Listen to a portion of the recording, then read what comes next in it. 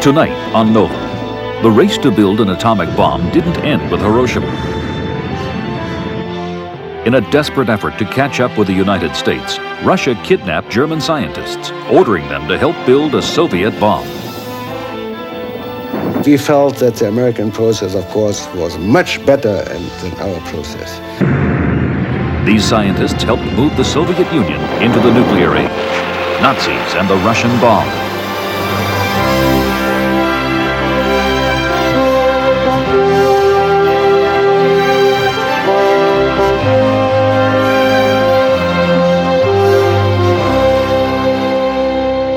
Funding for NOVA is provided by Lockheed, America's aerospace company, supporting math, science, and engineering education for national technology leadership. And Johnson & Johnson, the signature recognized around the world for commitment to quality healthcare products for the entire family. Major funding for NOVA is provided by the Corporation for Public Broadcasting and by the financial support of viewers like you.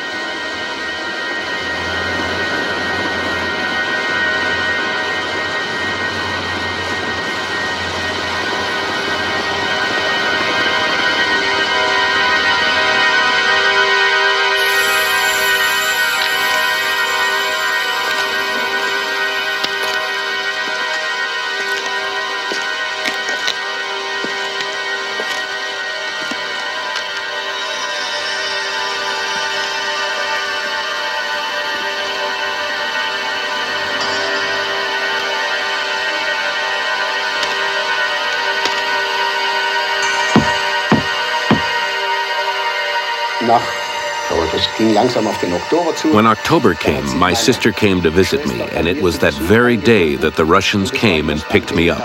It was early, around 5 a.m. I can remember the time exactly. There were cars driving through the streets near us. We were a little out of the way. Ja, als die Russen kamen, ja, mit Gewehrkolben an die Tür. Yes, when the Russians came, rifle butts against the door, my brother opened up. They had an interpreter, and she said, "Everybody to Russia." And then my brother said, "But not my mother and sister, they're just visiting here." And then the interpreter said, "Everybody." And within 2 hours, we were all packed up for Russia. Nach Russland. Not long after the close of World War II, the Soviet Union rounded up an elite corps of German scientists whose orders were to bring Russia into the atomic age. Many of these scientists' careers had already been shaped by the rise of Adolf Hitler.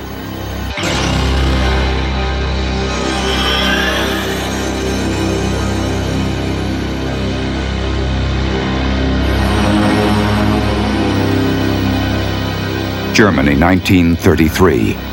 Under Hitler, the country was becoming the dominant power in Central Europe. The Nazi rearmament brought industrial growth and an emphasis on engineering skills. Many Germans hoped for an end to unemployment and a future to look forward to.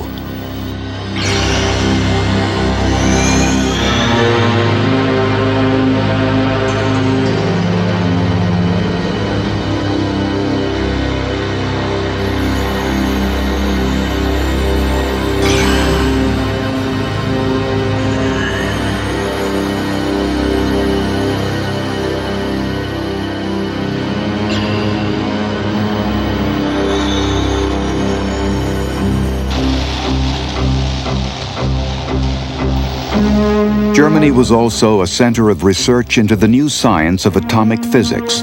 Professor Nikolaus Riehl was a student at the time. Dann besuchte ich die Universität in Berlin. Then I went to the university in Berlin. I took my doctorate with Lisa Meitner and Otto Hahn. That was how I became involved in radioactivity.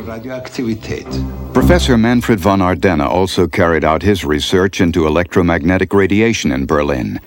Before the Second World War, I had my institute in Lichterfelde in Berlin, now West Berlin. And very near was Dahlem, the Institute of Otto Hahn. Otto Hahn was a Nobel Prize winner who, with Lisa Meitner, studied the behavior of radioactive elements. In 1938, Meitner had to flee Germany as Hitler occupied Austria and on Kristallnacht, the night of broken glass, declared all-out war on the Jews. I remember the famous Kristallnacht. A first-floor window fell right in front of me on my way to school. So I turned to these people and said to the brown shirts who were standing there, "You can't do this." A civilian grabbed me and said, "Keep your mouth shut, shrimp." I got to school and half the class was missing. I can't claim today that I saw nothing and knew nothing. The Kristallnacht took place all over Germany. You must admit it now. As war in Europe became almost certain, so too did the results of Hahn's work on the atom.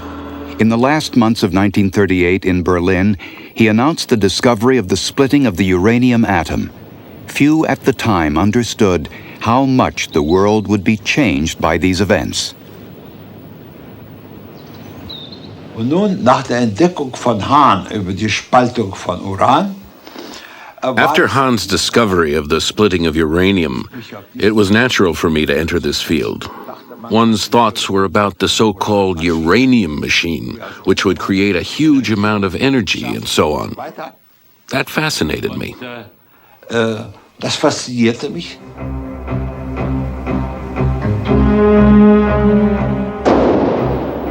Not long after Germany invaded Poland in 1939, the German War Office set up a nuclear physics research center in Berlin with Professor Werner Heisenberg and Otto Hahn leading it. Dr. Riehl and Dr. Gunther Wirtz were given a government contract to produce uranium. You know that just before the war, everybody realized in the scientific world that an atomic bomb should be possible, theoretically. And there was some estimate in Germany from the side of German scientists, us from the government, that they believed that could take a time of 20 years to achieve this, that one has to develop a brand new technology which was not available at that time.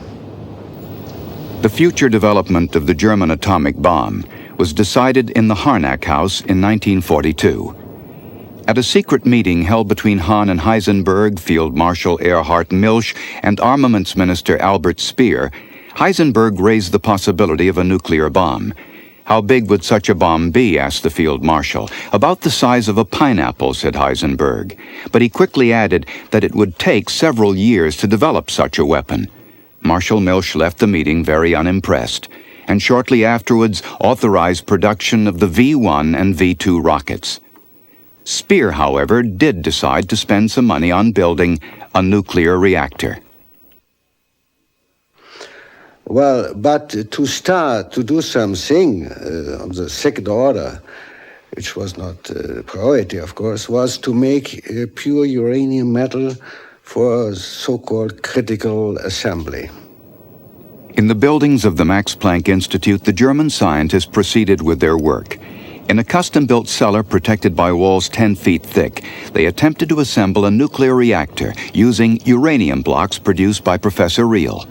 We have known that there should be this critical assembly, and that was the uranium as a metal, and then you need a moderator, and the Germans had failed to find out that pure graphite is a useful moderator, and so they had to use heavy water. So the first critical assembly was on the base of heavy water and this metal. And the results were, as far as I know, were not very interesting. It was all went with low priority.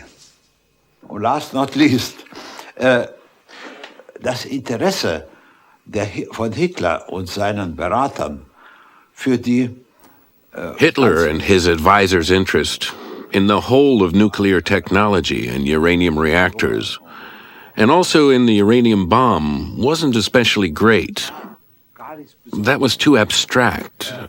For them, it was Jewish physics, Das war für sie sozusagen jüdische Physik, ja? The low priority, you see, one has to concentrate in wartime, one has to concentrate on things which you can use very soon. So the V1, the V2, they were the German concept. Then we had developed, as you know, the jet-driven planes. So that were the centers of German efforts during the war. But not this year. At second priority, it was just enough to protect us from serving in the army.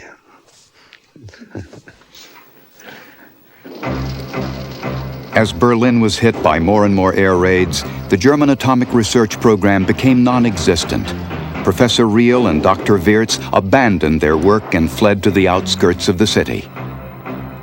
In May 1945, the Soviet army launched its final attack on Berlin.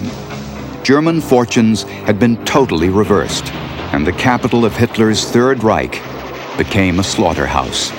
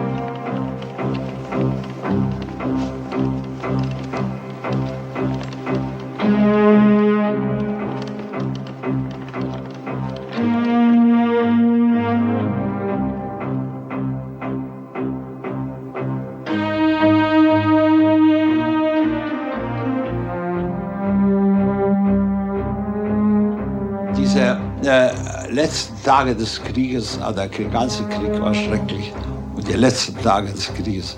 During the last days of the war, the whole war was terrible. The last days were even more so. We all felt in a kind of end-of-the-world mood. I lost the continuity of my scientific work, and I lost my flat. In fact, I'd lost my home, Berlin. It had been a fascinating city once. But under Hitler, it got worse and worse. It used to be a center of science and technology and of culture, a highly interesting city. But all this was lost. Alles das, was verloren war, war verloren.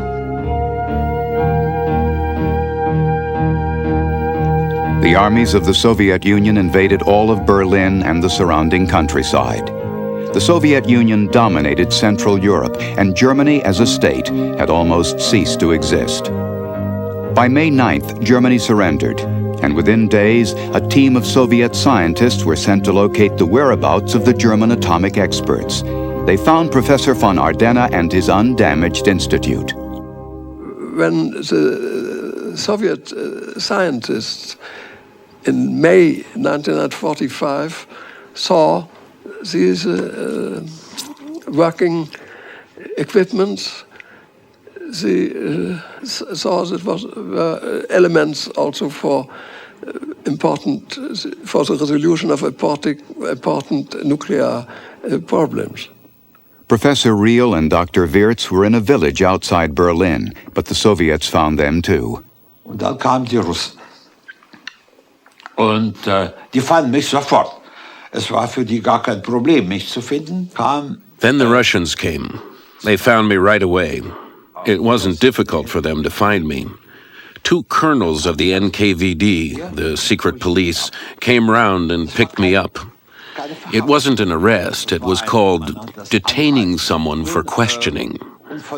From that moment on, I was never again without a guard.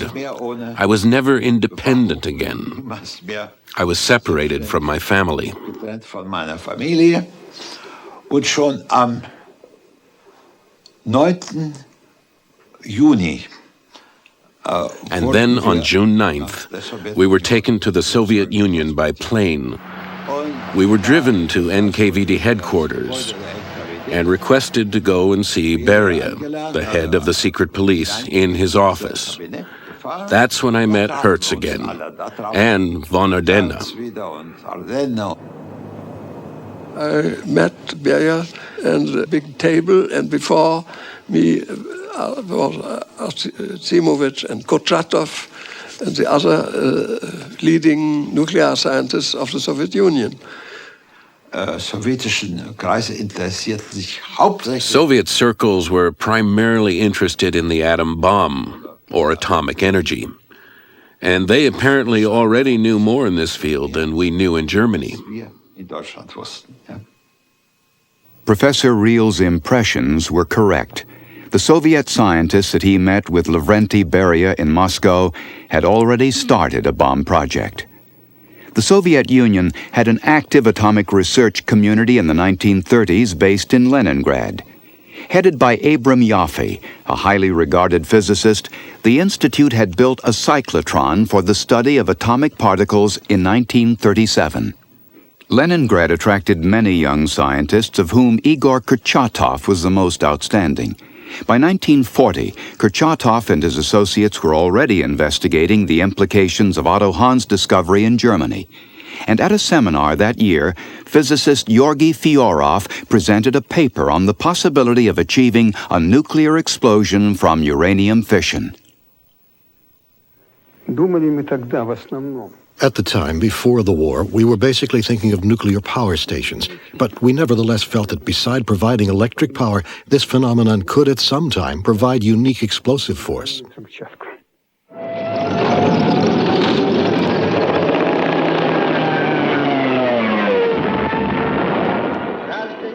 Гражданки Советского Союза, товарищ Сталин поручили мне сделать следующее заявление.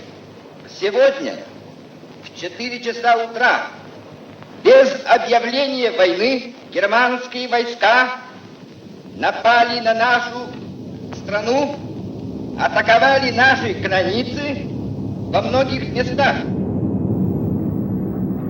The German invasion in 1941 brought an end to any atomic research. The announcement of war by Molotov signaled the start of the mass evacuation of Leningrad and Moscow. Scientists were drafted to work on rebuilding the Soviet forces, and Kurchatov began work on tank armor.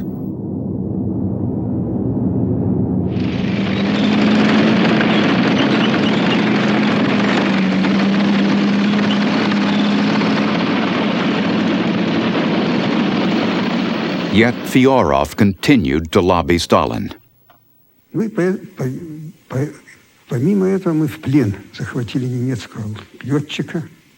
About this time, we captured a German pilot, a fascist flyer, who said, "So what? You shot me down. But you'll die just the same. We'll destroy you. We hold something in reserve, something horrible, which you know nothing about." I realized that if they had really succeeded in making a bomb, they would not hesitate a moment before using it. So I wrote to Stalin about it. I wrote a letter explaining what needed to be done, outlining, as if in a fantasy, the design of a possible atomic bomb.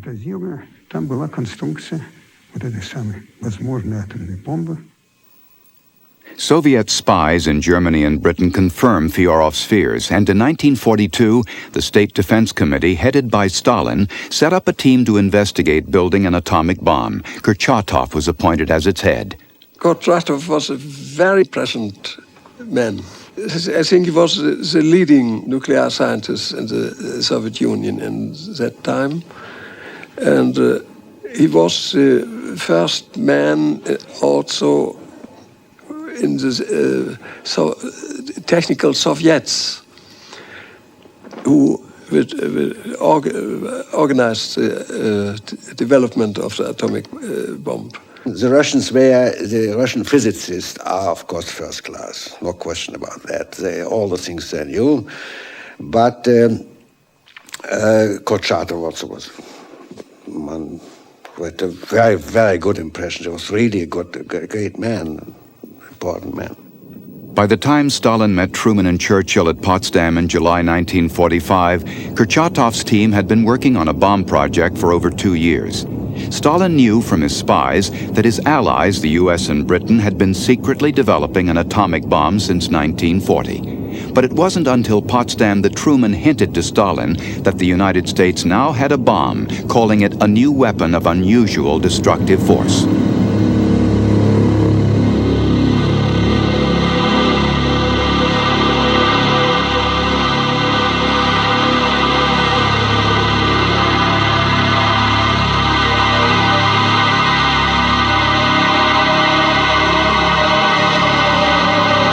After the United States dropped the atomic bomb, Wirtz was summoned to Moscow from Siberia, where he had been scouting a site for a uranium plant. The dropping of the bomb had changed the situation, of course, basically. So we came back, and at that time they had already decided to reinstall the small plant nearer to Moscow in a small town called Elektrostal. This was really a shock for all the Germans, because we felt that now that was not a thing just to begin with, because it was clear that at that time for everybody it was clear that already the superpowers were more or less in competition, and that the Americans with the bomb had, of course, very strong weapon in their hands, and that the Russians that was priority number one for the Russians now to have the bomb.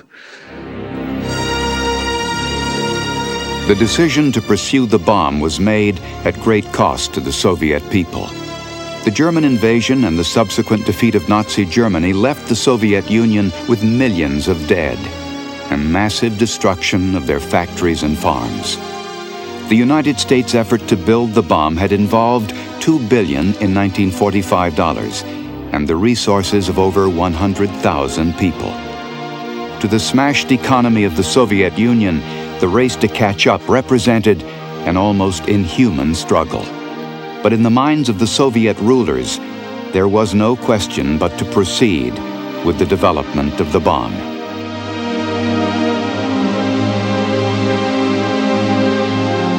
To begin with, there was absolutely unavoidable to have this uranium metal. That was the number one on the route to plutonium. Die Hauptaufgabe war die Herstellung des Urans. The main task in hand was the production of uranium in a form that would be suitable for use in an atomic reactor. This was one problem that we had already almost solved in Germany. Das Problem hatten wir in Deutschland eigentlich schon fast gelöst. Kurchatov was the scientific head of the bomb project, but in overall charge was Marshal Beria, head of the secret police and deputy chairman of the Council of Ministers. His absolute power was critical in coordinating all the necessary resources. He and his deputy, Avrami Zavanyagin, were directly responsible for the execution of the bomb project. You know that all the secret policy was under Beria. All that what is called from Solzhenitsyn the Gulag was under him, and all people were afraid of this organization. Zavanyagin was a very clever and a very likable man, but he was also Lieutenant General of the NKVD. He was a very energetic man. He had to be. Those around him were scared of him, but even Zavanyagin was afraid of Beria. He came once to our plant, and that was prepared since weeks, was prepared. And that was an impression unbelievable with that Beria, because that assistant minister, Zavanyagin, that was something what we in Germany call, this is a Herr, this is a gentleman. He came up, he was a man, very capable man, but when Beria was present, he had only spoken with him like this. It was for us in German, it was Germans, unbelievable how they were afraid of Beria, which was a very unpleasant man, but let's shake hands with Beria. Beria put great pressure on the scientists to build the Soviets a bomb, feeding them information his spies stole from the US program. I should explain that told you that our technology was very unsatisfactory.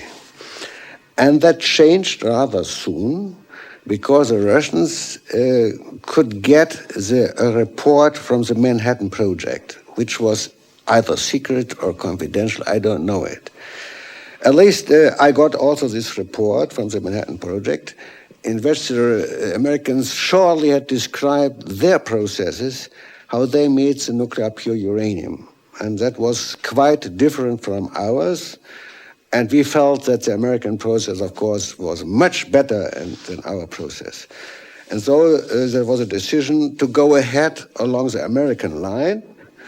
So we went along this line, we installed a new purification plant, and later on the method making the metal was also modified. So that after some time we got really pure, good metal with the help of the Americans. Some of the help the Soviets received came from inside the Manhattan Project itself, from physicist Klaus Fuchs, who gave them top-secret information.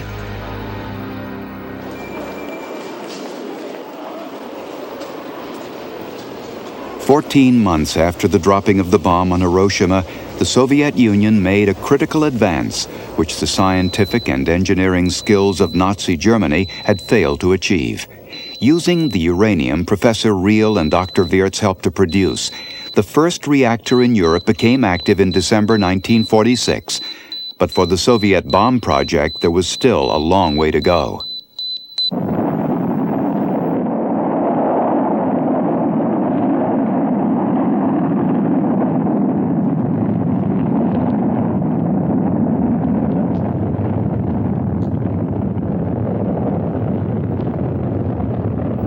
After the Soviets' occupation of Germany in 1945, they paid some of the rocket engineers who hadn't fled to the U.S. to continue their work on the V-2 rocket at a plant which they had taken over in Germany. One of these scientists was Dr. Kurt Magnus. In Bleicherode, we had several people who were from a group of rocket experts, Peenemünde. This group worked on the outline and specifications of the A4 rocket. This was the former V2 rocket. In October 1946, shortly before the first atomic reactor in the Soviet Union started working, a Soviet delegation came to see the rocket plant in Germany. The delegation, led by General Gaidukov, had plans for the German rocket experts. General Gaidukov was present and listened to all the proceedings. Then he said with a large gesture, "Well, you've been very industrious, and because you've been so industrious, I'd like to invite you to a dinner tonight." A huge table had been set up in a big hall there. The whole thing was lit in a festive manner. And we were offered a meal the likes of which we, at the time, remember it was autumn 1946, and there was nothing to eat in Germany. It was a meal the likes of which we'd never seen before. Fruit in absolute abundance, which was unheard of at the time. And of course, vodka, vodka, vodka. Nothing else. Only when the party was over, shortly before midnight, were we, each of us, individually taken home in a car by Soviet officers. And 3 hours later, they got us out of our beds. Mrs. Grotrop's husband, one-time deputy to Werner von Braun, was the engineer in charge. Mein Mann ging mit den Russen und mit einer ganzen Gruppe feiern. My husband went to celebrate with a big group and with the Russians. Celebrations were always a big thing. I went to sleep, and around 3 a.m. I was wakened by the telephone. Someone, I can't remember who, said, "The Russians are at the front door. We're going to be taken away." And I thought it was a joke.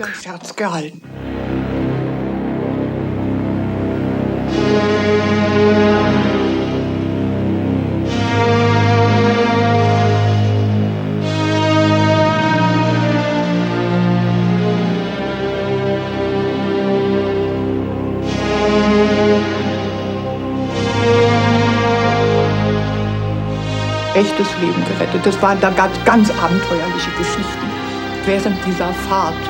We had some real adventures during the course of that journey, some wild stories. It seemed like Well, a bit like going west, only we were going east.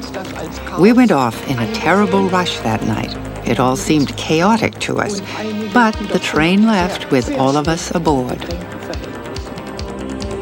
Wenn ich mich recht erinnern kann, waren es etwa 100 Personen. If I remember rightly, there were on that train about 100 people, including families and children. In diesem Zug untergebracht waren.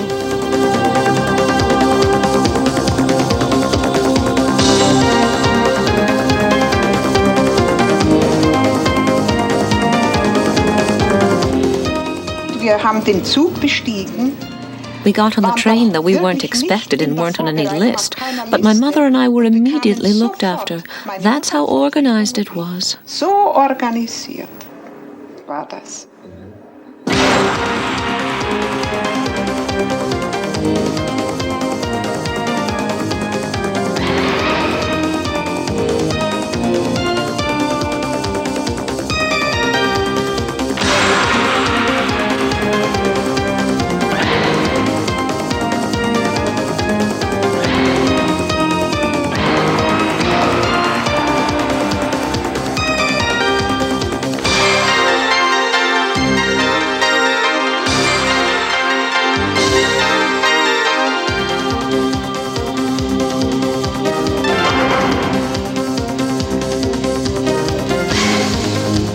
Nämlich uns möglichst schnell nach Russland zu transportieren.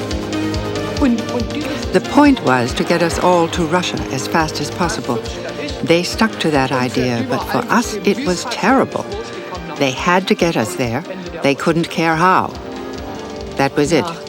End of story. Wir kommen nach Moskau und werden in Moskau ausgeladen. Und dann sind wir nach Moskau reingefahren. 3 days into the journey, we were told we were going to Moscow. Then we drove into Moscow, and I found it incredibly shocking. I had never seen so much poverty in my life. I'd come from a destroyed Germany, and for the first time I could comprehend what this war had done. The houses hadn't been destroyed, but they were small and no longer properly habitable. And the people, it was shocking. Das war erschütternd.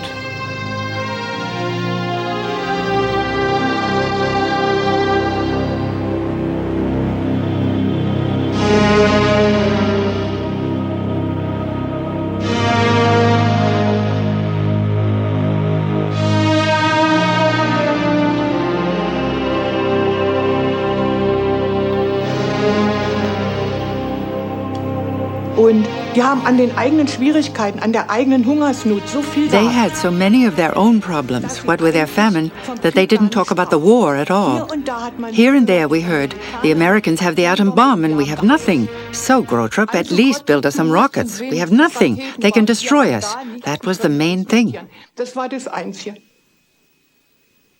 The German rocket engineers were probably the most experienced in the world at that time. The leading Soviet rocket expert was Sergei Korolyov, who had actively pioneered the science in the 1930s and had carried out many experiments with small rockets. But in 1937, Korolyov was jailed by the KGB for espionage, and by the time of his rehabilitation, Soviet rocketry was primitive compared to the V-2. Korolyov was placed in joint charge of the rocket program with Dr. Grotrup. Korolyov and my husband were originally colleagues of the same rank. Both were chief construction engineers, so they could cooperate in running the German and Russian teams. Just a short time ago, the German scientists had been working for Nazi Germany. Now, in the Soviet Union, they had little freedom. But compared to the Soviet people, they were treated very well. Es ging uns sehr, sehr gut. Wir sind sehr gut versorgt worden. After all, we were in good shape. We were all well taken care of. We were given much better food than the others, than the Russian population. Sometimes it was quite uncomfortable. All around us, people had to live very modestly, especially after the war. And we had everything. Sometimes that was rather embarrassing. Das war manchmal sogar etwas peinlich. Also ich habe da im Monat 800 Rubel bezogen. I received about 800 rubles a month. Russian female colleagues in the same position earned 400 rubles. So as you can imagine, living alone, I could manage quite well on that. And my fiancé sent me flour and pudding from Brunswick. So we'd have pudding and we'd do some baking. There were things they weren't familiar with, and I must admit, it was quite pleasant. Angenehm, muss ich sagen. Da hatten zwei Leute eben ein Zimmer und dann immer einen Aufenthaltsraum. Two people would have one room and a living room. To the Russians, those were fantastic living conditions. There were 8 or 9 to a room. I realized that later through a friend who showed me around Moscow. He didn't just take me to the cushy side. He also showed me the Arbat, the back streets. I really found that more fascinating than the things I usually saw, like Gorky Street in the Bolshoi Theater. Und dann also das Bolschoi-Theater. Yet however privileged the German scientists were, there was a price to pay. The Soviet Union had no atomic weapon and no effective way of delivering one. The Germans were there to help remedy this, and they were expected to deliver the goods. Die erste Aufgabe, die wir auf dem Raketengebiet in der Sowjetunion bearbeitet haben, war die Rekonstruktion. Our first task in the Soviet Union we worked on in the rocket field was the reconstruction of the A4 rocket. That was a job which didn't really entail anything more than putting together all the contemporary knowledge and findings about the construction as well as the experiments concerning the A4 rocket. The Russians had found several fairly complete rockets at the Middle Works factory. They'd brought them to the Soviet Union and had got them ready to launch. We had to do some preparatory work for that. Und wir hatten gewissermaßen Vorarbeiten dafür zu leisten.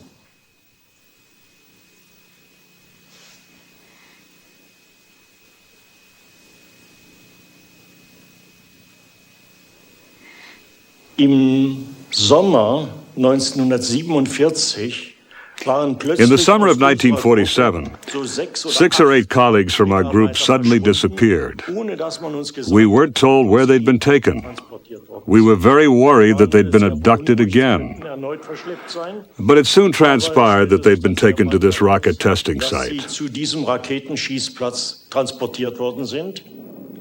In an area of bare desert, the Soviet Union had set up a rocket firing range at Kapustin Yar, near Kazakhstan. Kasachische Steppe, Lehmhütten, Kamele. Kazakh steppe, clay huts, camels, people in their huts. It was in such contrast to the most modern facility imaginable in the world. Even the Americans didn't have it. That contrast was almost impossible to live with. Korolyov had arrived at the site and the first launch of an A4 was prepared. The date was set for September 29, 1947. Und da gab ein Bein vielleicht Millimeter nach. One leg shifted a few millimeters, but they wanted to go ahead with the launch. They had a deadline from Moscow. You will launch it on such a date. They had to, no matter what, or else it was sabotage.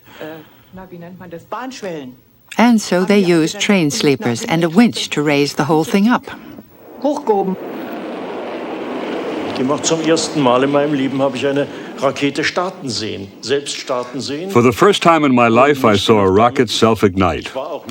Not just that, I was partly responsible for the third rocket being tested.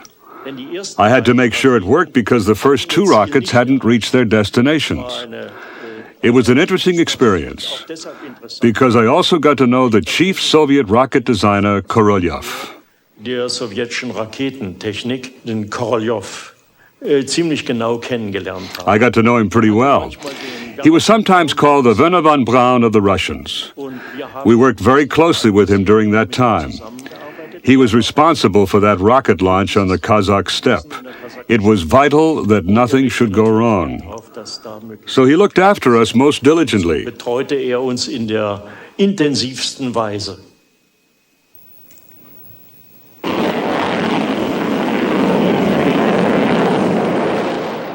The series of rocket tests was successful. Nach diesem Schuss. Das war. After that lunch, they were so happy and enthusiastic. They jumped up and down like little children. High-ranking ministers or not, they were just like little children. Then they grabbed their vodka bottles and got drunk. But far from Kazakhstan, the atomic bomb program was still causing the Soviets considerable anxiety. It was about 1947 that the assistant minister came up to our plant. He took me aside and said, well, we have now got a piece of American uranium metal and we have analyzed it. What do you think, he asked me, what metal is purer, American or ours? I said, without hesitating, yours is pure. He said, yes, it's true, and we are very proud of it. And I said, there's no use to be proud of it because the Americans make it just as pure as necessary, and you do by far more, and that makes it very expensive. And he said, you damn Germans. The problem for Kurchatov and his team was to make the vital leap from the lab bench to industrial production. I think that the conditions were very difficult, of course, but the power of the government was strong enough to start very quick the conditions for bringing up big industrial buildings and so on for doing the development of the industrial in the isotope separation. They had very good co-workers and good conditions according to the technical Soviet methods. And so the work could be done very quick. Tempo is the most important question in that field in that time. Soviet resolve to catch up with the United States, now on a Cold War footing, deepened when they realized that U.S. scientists were continuing to build bombs. Никогда до этого и после такого темпа работы напряженной не было. Это связано с тем. Never has such high-pressure work been done at such speed. This is because we knew they were making bombs, and each month brought more and more bombs. They were accumulating. We knew from air analysis how many bombs there were. As it was wartime, people were fighting, but they enabled us to work here behind the lines. We worked hard, we were hungry, but we weren't fighting. But after the war, we realized that the construction of our giant reactors, institutes, and testing sites had deprived a great many people of food and housing, and that we owed them our utmost effort. It required more than knowledge to build a bomb. A complex industry had to be created to handle all the stages in the production of the material for an atomic bomb. In the autumn of 1947, factories to produce enriched uranium were set up in Siberia.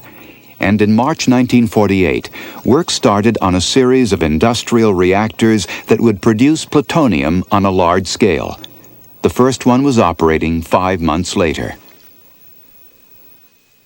Let's just say that at the beginning, our reactors were not powerful, 100,000 kilowatts, and there was only one. We were afraid to go larger. This one could produce about 100 grams of plutonium in 24 hours, that is, one bomb in several months. But then further reactors appeared. Starting from a very low level of industrial organization, the Soviet Union had created one of the most advanced industrial processes in the world. They had reactors like you call the whole reactors in Great Britain. And that means that you have a moderator like graphite. And in this reactor, from the uranium is built up a small quantity of plutonium. And after some time, you take it out. You have highly reactive product now, and you have to separate the radioactive elements from uranium and from plutonium. And so you get plutonium. And you need the two pieces. If you shoot them together, then the bomb explodes. What we learn now.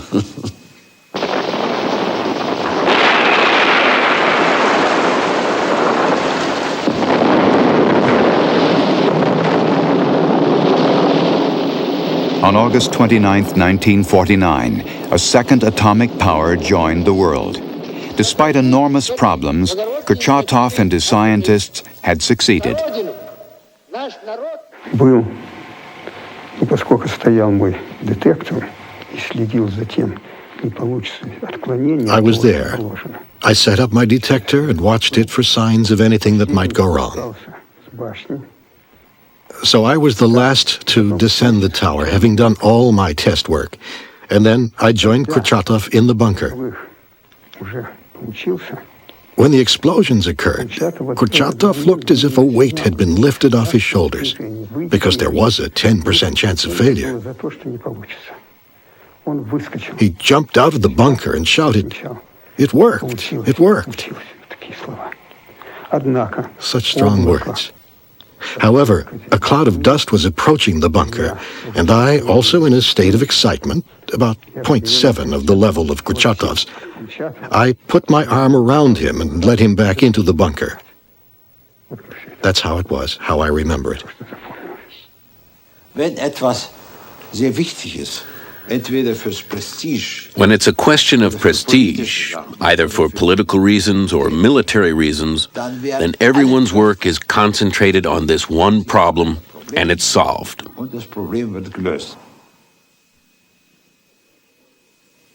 Then somebody told us now that it's a great success and you will get awards and so for your work here. And we got later on. Well, that was in the plant or in Moscow, I don't remember. But very soon we learned that it had worked. So wollte ich auch gar keine Orden oder Prämien oder irgendwas haben. Aber I didn't want to receive any medals or anything. But after the success, after the Soviet atom bomb had been completed, medals were just handed out.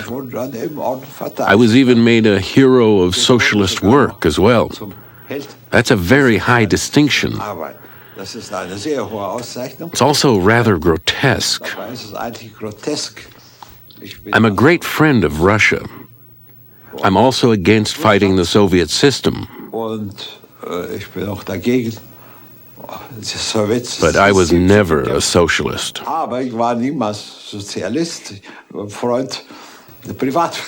I'm a friend of private enterprise, of the capitalist approach. And yet, it was I who got the Hero of Socialist Work medal, the Golden Star. Perhaps one more question that you really need to ask is, what would have happened? How far would the Soviet Union have gone if they'd had no help from the Germans? And if they'd had no espionage? The certain answer is that the Russians would have finished a year, maybe 2 years later, but no more than that. 2 Jahre später fertig geworden, aber nicht mehr. Back in Kazakhstan, it didn't take long for the Germans to realize they were building rockets for the purpose of delivering atomic bombs beyond the Soviet borders. Und ich habe mich mal mit meinem Mann auch darüber unterhalten, habe gesagt, weißt du eigentlich nicht, was du machst? Denn eines Tages war I once asked my husband, don't you realize what you're doing? Because one day his brief was, grow trip, you'll fire 3,000 kilometers. And I said, now, take a compass and consider this. You can hit the whole of Europe. He was dumbfounded, but he didn't react. He was just fascinated by solving this or that problem, a problem of steering, whatever it was. They didn't think about the consequences and didn't want to.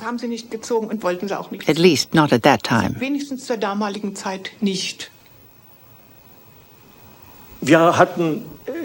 Uns wurde nie gesagt, welche Aufgabe diese Raketen haben würden. Aber man kann sich ja überlegen, We, of course, were never told what task the rockets would perform. But you could work out for yourself what it would be. The A4 rocket was capable of carrying a payload, say a 300-kilogram warhead, about 300 kilometers. It could carry a 3,000-kilogram warhead about 300 kilometers. Using that to transport an atomic warhead would have made no sense. The R-14 project was a rocket which was supposed to have a 3,000-kilometer range with about a 3,000-kilogram payload. Of course, these would have been suitable to carry an atomic bomb. Some of us began to grumble, and we said we preferred not to work on this rocket because our homes lay 2,000 kilometers from Moscow, and we didn't want to build rockets here which could be fired on our country.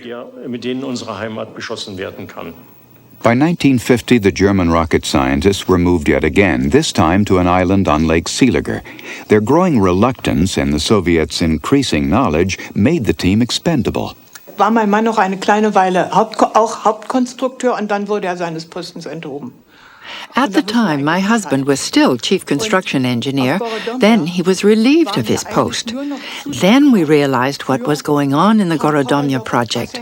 We were only there to supply Korolev with what he didn't know. That is, he still used to come with specific questions frequently at the beginning, but then at increasingly long intervals, finally stopping altogether.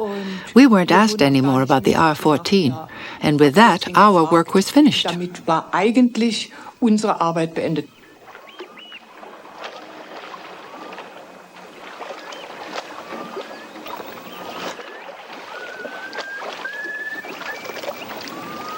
They remained on the island for 3 more years, fearful about what would happen to them, not knowing if they would ever be allowed to return to Germany. Then, with the death of Stalin, the situation changed dramatically. Stalins Tod haben wir durch die BBC erfahren. We heard of Stalin's death on the BBC. We suddenly heard Stalin is tot. That is, Stalin is dead. We were excited at what might happen. Next morning, the Russian people came completely happy and said, "Stalin kaputt." That was the first we heard. Das war das Erste, was wir hörten.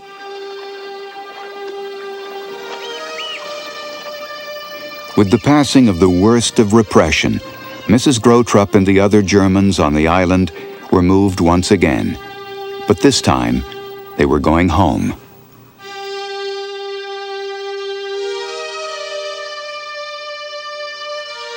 Und ich war sehr erschüttert. Es gibt ja so ein Heine-Gedicht. I was shattered. There's a Heine poem, and I drive over the border with tears. That came to mind a lot at the time, because we'd learned a lot in Russia, and I left many friends there. I came back quite different from when I'd gone. The war had changed me. Ich bin auch aus dem Krieg anders geworden durch den Krieg. Ich kann nicht sagen, wir sind in alter Frische zurückgekehrt. I can't say we returned with our former vigor. It had influenced me profoundly. It was a difficult time. The uncertainty bothered us most, at least it did me. Will I ever get home? Will I ever see my parents again? But now that we were back, now that it was all over, I could only feel that it had been an enriching time. I wouldn't have missed it. Rückblickend möchte ich sie nicht vermissen.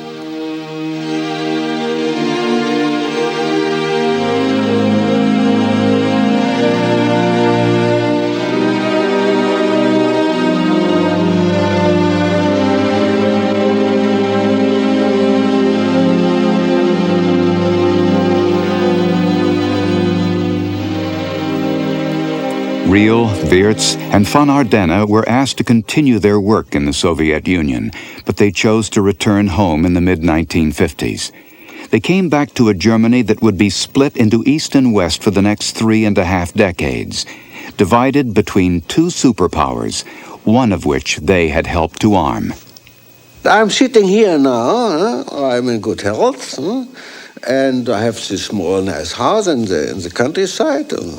What was the wrong side? I have never been a soldier, which during Hitler time was a great luck. I came back as a healthy man from the Soviet Union.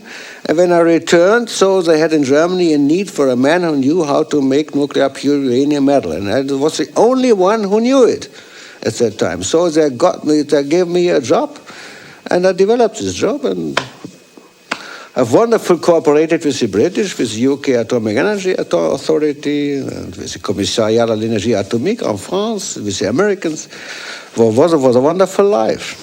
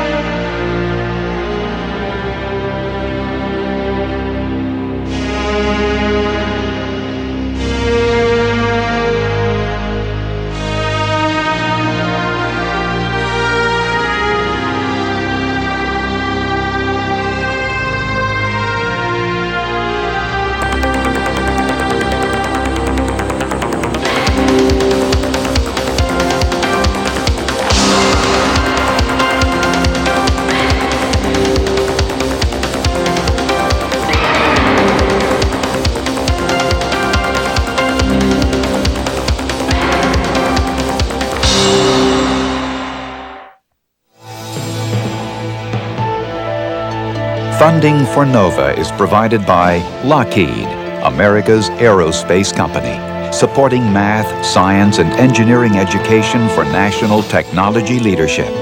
And Johnson & Johnson, the signature recognized around the world for commitment to quality healthcare products for the entire family.